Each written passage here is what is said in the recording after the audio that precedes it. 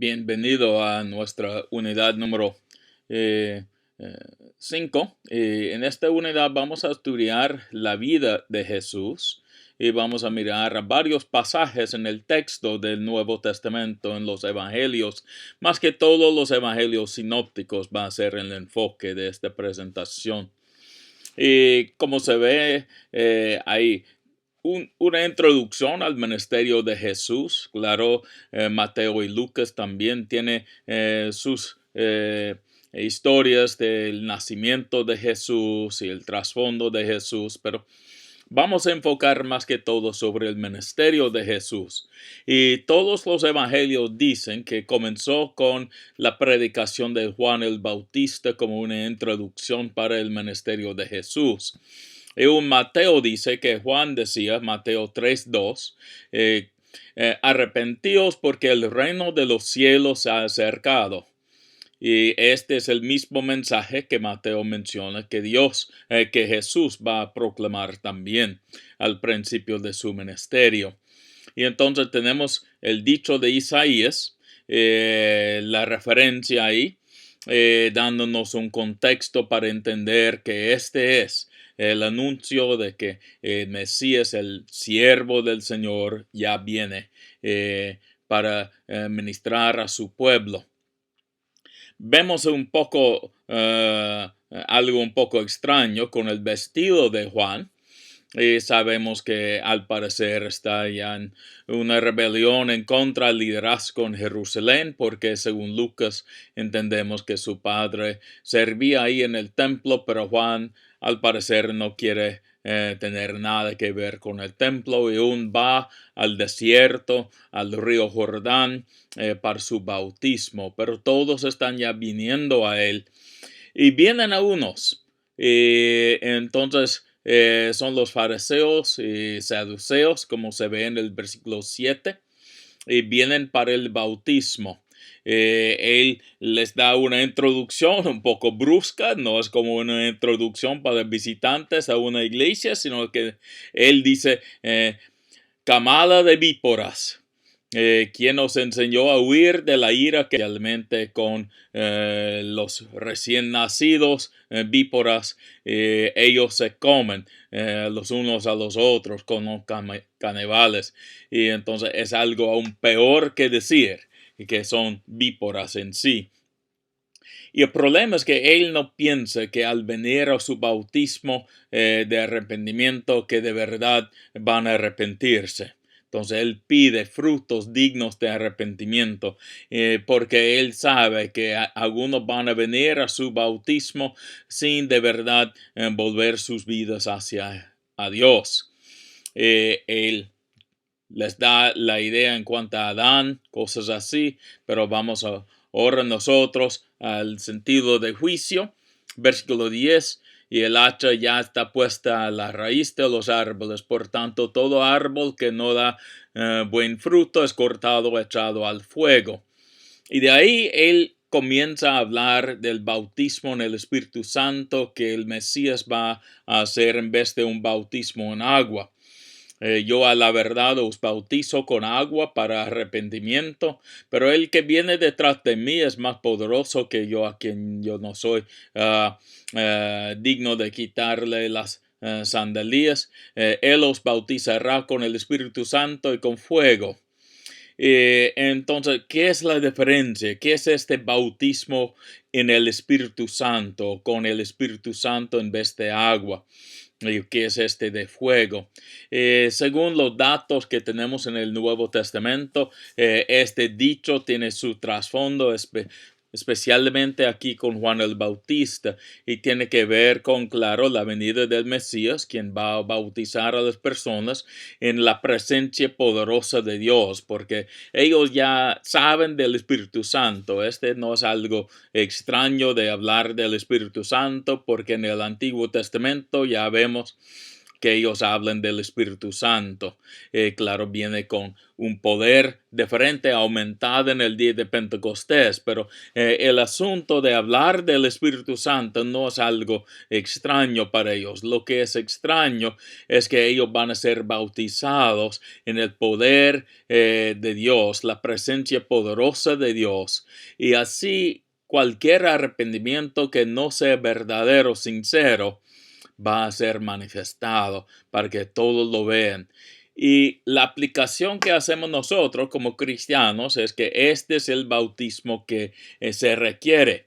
Es decir, es la aceptación de nuestro arrepentimiento de parte de Dios. Y así como la iglesia bautiza a uno en agua con la confesión de la iglesia, de que pensamos que si esta persona ya es creyente, es cristiano, y la persona ha confesado que ha entregado su vida a Jesús para seguir a Jesús, y por el otro lado, el bautismo con el Espíritu Santo es lo que Dios hace, confirmando que el arrepentimiento ha sido sincero y aceptado por Dios.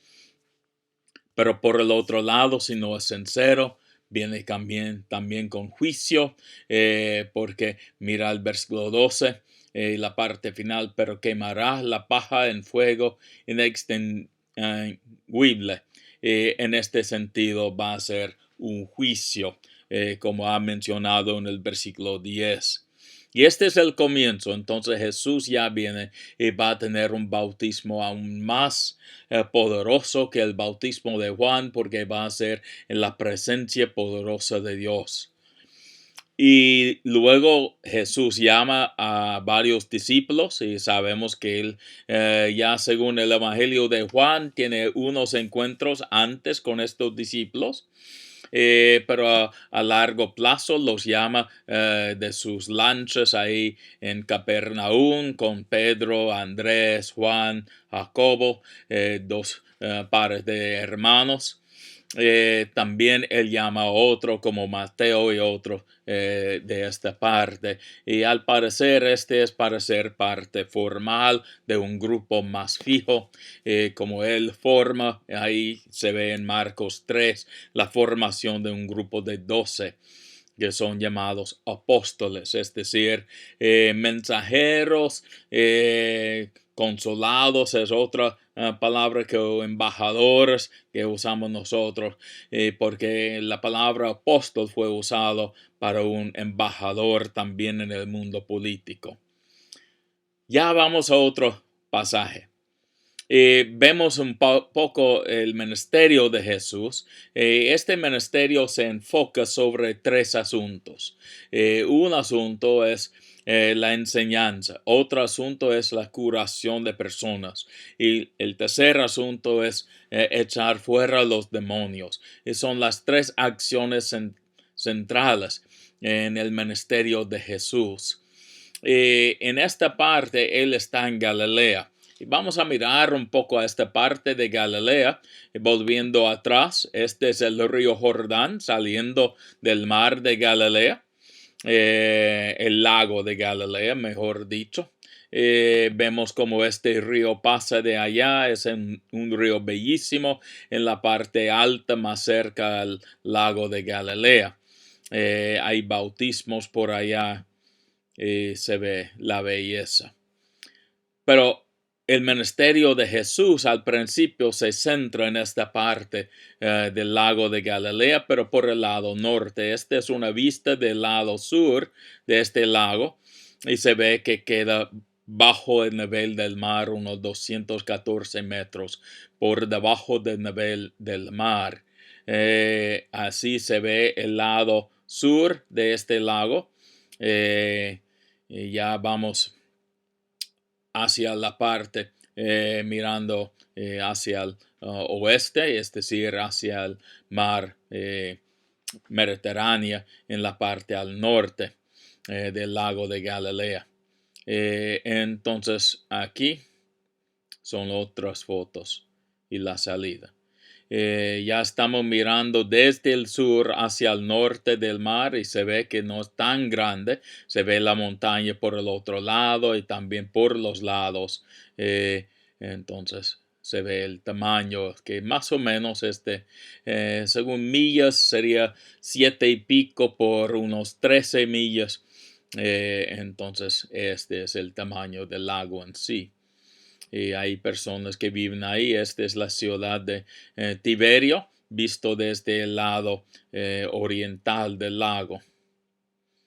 Y aquí estamos en la orilla del mar, en el norte del lago, más cerca al sitio donde hubo la cosecha milagrosa de peces y otros eventos en esta parte. Hay una salida de varias fuentes ahí de agua un poco caliente y las peces se unen ahí para este agua, y entonces es un buen sitio para pescar. Y también se ve en esta parte, una parte donde hay eventos del Evangelio. Vamos a hablar de estos. Entonces, este es muy cerca a Capernaum, en el mar. Y se ve la montaña también, cerca a Capernaum. Se ve que baja al mar y ahí está el pueblo de Capernaum.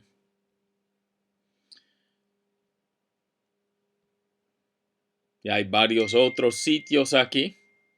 Entonces, son sitios para los eventos de los evangelios. Ok. Este le da quizás un poco más de idea de cómo es el mar de Galilea.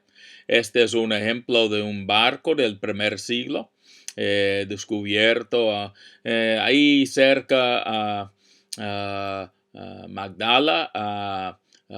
María Magdalena viene de un pueblo de Magdala, y también Yarnet. Hay Genezaret, un pueblo, y el mar se llama en Lucas el lago de Genezaret, y este es un barco encontrado ahí hace unos 30 años más o menos. Y este es un modelo de cómo apareció esta lancha. Y en cuanto a Galilea en sí, es una belleza, y hay, por lo menos con Israel actual, aunque se había convertido en un sitio menos cultivado antes de la venida de los judíos de nuevo a Israel, pero ya es un sitio de cultivación, el sitio mayor de cultivación para Israel. Y este es el monte del Sermón del Monte. Entonces hubo reunión aquí, subieron, hay sitio con césped y todo. Hubo la proclamación del Sermón del Monte en este sitio. También hay una viuda con un hijo, y él murió, Naín, la viuda de Naín, y Jesús lo resucitó de entre los muertos, y este es el pueblo hoy día, el monte. Nazaret casi no se ve muy bien porque es una ciudad bien grande hoy día, pero en el centro de esta foto, aquí está la iglesia con el pozo de María. Lo más probable que es el pozo correcto, que fue el pozo central del pueblo aún en el tiempo de Jesús. Y se ve esta iglesia de nuevo en esta foto. Okay. Vamos de nuevo al texto. Y al pensar en este texto, encontramos que Jesús ya va a extender su ministerio más allá de Capernaum. Y en Marcos 1:40 vemos que un leproso se acerca a Jesús, pide, si quieres, puedes limpiarme. Y claro, la idea es que él no sabe si Jesús va a querer hacer algo así o no, porque es un leproso y ni siquiera debe acercarse a los sanos, pero él decide de hacerlo. movido con compasión, a compasión. Algunos manuscritos dice con enojo. Lo más probable es que es una palabra que significa emociones fuertes. Pueden ser positivos o negativos, como Jesús dice que si Él quiere, a mi parecer debe ser positivo en este caso. Movido a compasión, extendiendo Jesús la mano, lo tocó y le dijo: quiero, sé limpio.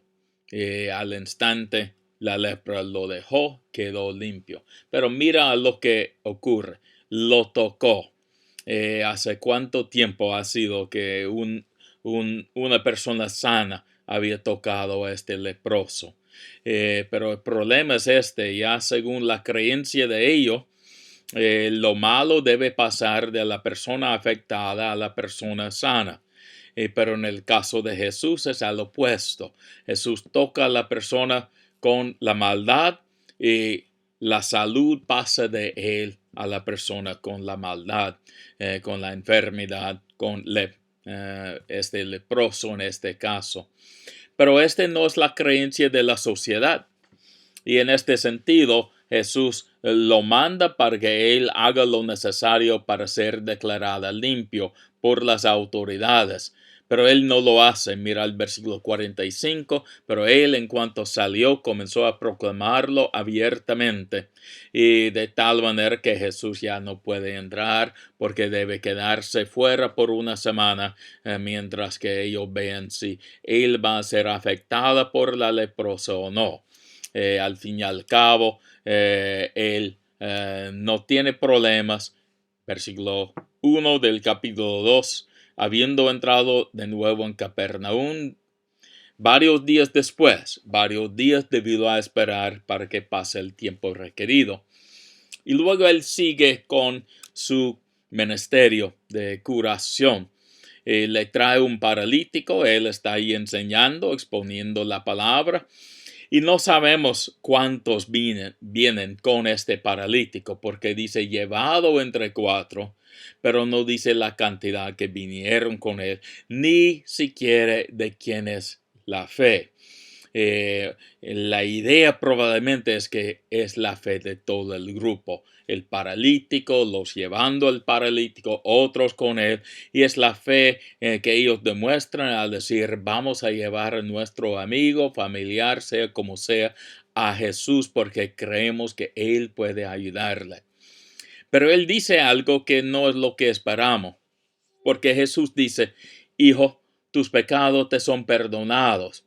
Y lo que esperamos escuchar es que Él debe decir algo más semejante: levántate, toma tu camilla y anda. Pero no es lo que ocurre. ¿Por qué es así? Porque en la creencia de los judíos Él es un paralítico debido a sus pecados. Según el trasfondo, hay enfermedades que vienen y salen con tiempo, y son enfermedades no más. Y también hay cosas que son causadas por demonios y a veces son más al lado de problemas de salud, pero estos vienen y salen y no están bajo el control de la persona. Entonces, ellos dicen, los judíos, es decir, muchos en el mundo romano, pero voy a hablar de los judíos, ellos dicen que este es causado por un poder más allá de la persona, un demonio. También hay enfermedades que son permanentes. Uno puede nacer con este, o por el otro lado, puede ser algo adquirido durante la vida, pero no sale. Y este es el caso de un ciego, por ejemplo, Juan capítulo 9, ¿quién pecó? ¿Este hombre o sus padres? Y también es el caso aquí con el paralítico, y la idea es, la causa de su condición es el pecado. Y o él pecó o alguien en su familia pecó, pero este se debe a un juicio de Dios sobre la persona debido a sus pecados. Y entonces la respuesta de Jesús es decir: hijo, niño, al decirlo así, tus pecados te son perdonados, ya Dios no tiene ningún problema contigo. Y él prácticamente está afirmando, eh, tú tienes este problema de ser un paralítico, pero no se debe a un problema entre este hombre y Dios. Esta es otra cosa. Entonces él proclama el perdón de pecados aún antes de ver la curación. Y los líderes judíos podían declarar, pues, eh, el perdón de pecados, pero después de ver la curación y no antes. Entonces ellos piensan, no, este es un blasfemio que él está diciendo porque está blasfemando este hombre, porque solamente Dios puede hacer la declaración si son perdonados o no. ¿Cómo lo va a declarar Dios por sanar a este hombre? Luego los líderes pueden afirmar lo que Dios ya ha dicho. Pero ellos deben aprender de que el Hijo del Hombre, versículo 10, tiene autoridad para hablar para Dios, para perdonar pecados y decirlo aún antes de hablar Dios con la curación. En algún sentido podemos decir que Jesús decide de curar la vida de este hombre en vez de solamente las piernas de este hombre. Vamos a otro pasaje. Con este vemos una parábola. Esta es una manera muy usada por Jesús en los sinópticos para enseñar. Juan no contiene parábolas como historias largas. Hay parábolas también según el uso en el Antiguo Testamento entre los judíos de esta palabra, que más bien son llamados proverbios. Y el libro de Proverbios en verdad es un libro lleno de parábolas.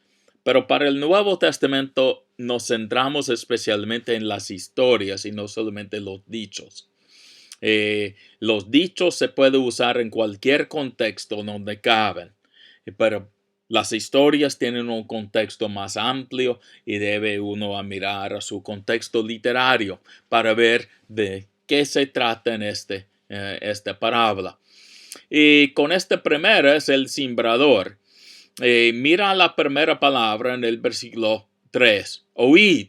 Y mira en el versículo 9, que oiga al final, que oiga. Entonces sabemos que esta parábola tiene que ver con el hecho de cómo vamos a escuchar a la voz de Dios, claro, especialmente dada por Jesucristo. Pero es una parábola sobre la manera de escuchar a Dios. Esta parábola no tiene que ver con un grupo de cristianos tal y tal y tal o no cristianos, porque la verdad es que en el ministerio de Jesús ellos no tenían ningún concepto de esto. Al hacerlo así, que estos son no creyentes los que caen sobre el camino, son cristianos muy carnales o que caen sobre la tierra con roca o son muy del mundo, muy carnales en el sentido de los que caen sobre los espinos. El problema con este tipo de acercamiento es que siempre nos vemos a nosotros mismos como la buena tierra. Y no siempre es así, porque a veces cada uno de nosotros no escuchamos suficientemente a Dios y nos encontramos a veces como la semilla que cae sobre el camino. Escuchamos, pero no escuchamos, entra y sale ya de inmediato. Por el otro lado, también tenemos la tendencia a veces de tener mucho gozo al escuchar la palabra de Dios, pero no llega a la profundidad de nuestra vida, no llega a nuestra alma, no hace ningún cambio en nuestro comportamiento o manera de pensar. Y a veces somos como la semilla que cae entre los espinos, porque las cosas de este mundo ahogan la semilla y no produce lo que debe de producir. Pero las personas sembrando en ese tiempo, en estas partes, están ya sembrando en su propia tierra. Y ellos saben la tierra. Y lo extraño es que en esta parábola dice una parte, y es una parte pequeña. otra parte pequeña. Pero la mayoría en versículo 8 cambia la forma plural de semillas. Entonces la mayoría va a caer en la buena tierra. Y es lo que ocurre con la palabra de Dios y con el ministerio de Jesús. Es que produce una cosecha milagrosa en verdad al final. Entonces la pregunta para la aplicación, cada parábola requiere una respuesta de parte de nosotros. Y en la idea debe ser, ¿cómo vamos a escuchar a Dios? ¿Vamos a ser como la buena tierra o como uno de estos otros tipos de tierra? ¿Cómo vamos a escuchar a Dios cuando Él nos habla hoy? Y esta es la manera de entender una parábola. Requiere una respuesta. Como otro ejemplo, vamos a Lucas 10, y esta es una parábola bien conocida del buen samaritano. Tenemos el contexto, hay un intérprete de la ley, es decir, un escriba, quien sabe la ley muy bien. Cualquier uno puede entender bien la Biblia al copiarla unos 10 veces a mano, como hacían los escribas. No, es verdad, él es un experto en la ley. Entonces él va a hacer un reto a Jesús. Entonces él plantea la pregunta. Si Jesús acepta este reto, él debe responder con una pregunta. Y es lo que hace. Pero como este hombre es un experto en la ley, él lo pasa de nuevo a él, que está escrito en la ley, ¿qué lees en ella? Porque este hombre puede leer fácilmente. Y él responde con algo bien entendido entre muchos de los judíos. Este no es original a Jesús, pero es el gran mandamiento, al decirlo así. Son dos, de amar a Dios y amar a nuestro prójimo. Y él responde con este. Entonces Jesús dice 28, has respondido correctamente, haz esto y vivirás. Y entonces él responde. Pero queriendo él justificarse a sí mismo, dijo a Jesús, ¿y quién es mi prójimo? Porque la verdad es que él piensa, no, si mi prójimo es solamente otro judío, no es un problema. Si yo puedo decidir en cuanto a quién es mi prójimo, yo puedo definirlo de tal manera que no me requiere demasiado. Y de ahí Jesús lanza con la historia del buen samaritano. Hay dos bajando de Jerusalén, un hombre primero que cae entre los ladrones. Ellos lo dejan ahí al lado, casi medio muerto, casi muerto. Pasa los dos, un sacerdote y un levita, uno por uno, y cada uno hace la misma cosa. Es que al verlo pasen por el otro lado, no quieren hacer nada para ayudarle ni meterse en el caso. No están yendo al templo para servir, porque dice que están ahí bajando en el camino. Entonces ya han pasado su tiempo en el templo de servicio. Sería como ya salir de culto en la iglesia, al decirlo en términos cristianos. Pero cierto samaritano, versículo 33, que iba de viaje, llegó donde él estaba. Cuando lo vio, tuvo compasión.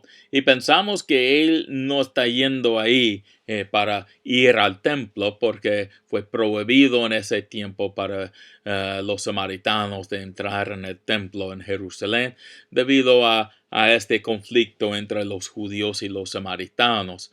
Los judíos habían destruido el templo de los samaritanos unos 150 años antes, y los samaritanos unos 30 años antes entraron en el templo, 25 años más o menos. Entraron en el templo, pusieron cuerpos de unos muertos ahí para pues profanar el templo.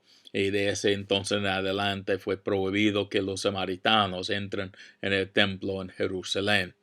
Entonces él pasa y él ayuda a este hombre y él paga lo necesario y todo.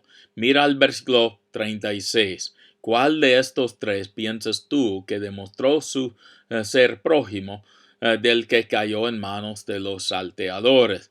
Y él dijo, el que tuvo misericordia de él. Jesús le dio veas tú lo mismo. La idea es que este hombre, este erudito en la ley, experto en la ley, ha hecho una pregunta mala, porque la pregunta de él es, ¿quién es mi prójimo? Pero debe haber sido como al final, ¿quién necesita que yo sea el prójimo de él? Entonces, Jesús corrija su pregunta. La verdad es que mi prójimo es cualquier quien necesite que yo sea un prójimo para él. Este le da quizás un poco de trasfondo del ministerio de Jesús. De ahí vamos a pasar a otras enseñanzas sobre la parte final del ministerio de Jesús, pero en la unidad que viene, la unidad número 6.